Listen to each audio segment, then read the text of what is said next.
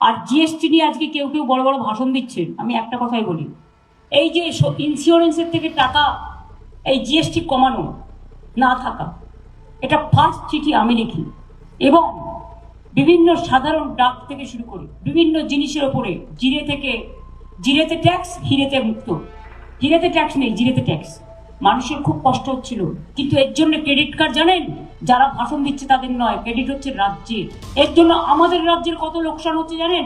আমাদের revenue earning যা দিয়ে আমি ধরুন কখনো লক্ষ্মীর ভান্ডার করি, কখনো বিনা পয়সায় রেশন দিই, কখনো কৃষক বন্ধু দিই, কখনো সাইকেল দিই, কখনো ট্যাব দিই, শুধুমাত্র ইন্স্যুরেন্সের আমরা বলেছি কোনো প্রিমিয়াম যেন বাড়ানো না হয়। এবং ওইটার জন্যই আমাদের রাজ্যের রেভিনিউ লোকসান হচ্ছে 900 কোটি টাকা, আর বাদ বাকি নিয়ে প্রায় 20,000 কোটি টাকার কাছাকাছি।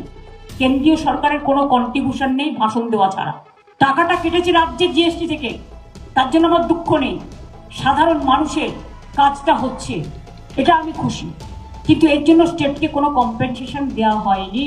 বিজেপি রাজ্যগুলো তো ঘুরিয়ে টাকা দেবে, আমাদের তো 100 দিনের কাজ বন্ধ, বাংলার বাড়ি কাজ বন্ধ, রাস্তার কাজ বন্ধ, জলের টাকা বন্ধ, সর্বশিক্ষা অভিযানের টাকা বন্ধ।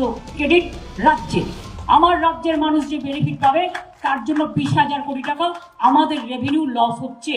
এটা স্টেটের জিএসটি, সেন্ট্রালের নয়।